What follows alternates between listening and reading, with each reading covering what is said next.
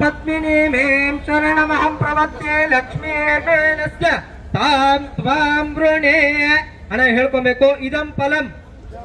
ಮಯಾ ದೇವ ಸ್ಥಾಪಿತಂ ಪುರತಸ್ತವ ತೇನ ಮೇ ಸಫಲ ಅವಾಪ್ತಿಃ ಭವೇತ್ ಜನ್ಮನಿ ಇಹ ಜನ್ಮನಿ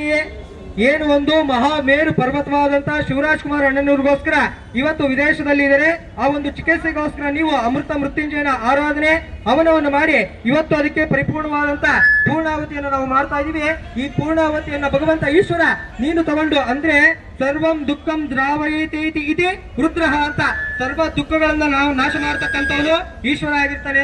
ಅಂತ ಈಶ್ವರ ವಿದೇಶದಲ್ಲಿರುವಂತ ಶಿವರಾಜ್ ಕುಮಾರ್ ಅವರಿಗೂ ಕೂಡ ಚಿಕಿತ್ಸೆಯನ್ನು ಉತ್ತಮವಾಗಿ ಕೊಟ್ಟು ಕ್ಷೇಮವಾಗಿ ಹಿಂದಿರುಗಿ ಕನ್ನಡ ತಾಯಿಯ ಕನ್ನಡಾಂಬೆಯ ಮಡಿಲಿಗೆ ಬಂದು ಸೇರುವ ಹಾಗೆ ಒಳ್ಳೆ ಅನುಗ್ರಹವನ್ನು ಮಾಡಪ್ಪ ಭಗವಂತ ಅಂತೇಳಿ ಪೂರ್ಣಾವತಿಯನ್ನು ಕೊಡ್ತಾ ಇದೀವಿ. ಒಳ್ಳೆ ಫಲವನ್ನು ಅನುಗ್ರಹ ಮಾಡುವಂತ ಪ್ರಾರ್ಥನೆ ಮಾಡ್ಕೋಬೇಕು. ಗಂಟಾನಾದಂ ಕೃತ್ವ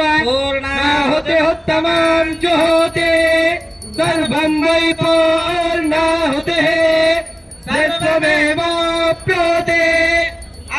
ಸ್ವಯಂ ವೈ ಪೂರ್ಣಾಹುತೆ ಅಸ್ಯಾಮೇವ ಪ್ರತಿಷ್ಠತೆ ಯೋ ಫಲಲೇರ್ಯಾ ಫಲ ಪುಷ್ಪಾಯ ಚ ಪುಷ್ಪಳೆ ಬೃಹತ್ಪದ ಪ್ರದೋಹಸ್ತಾನೋ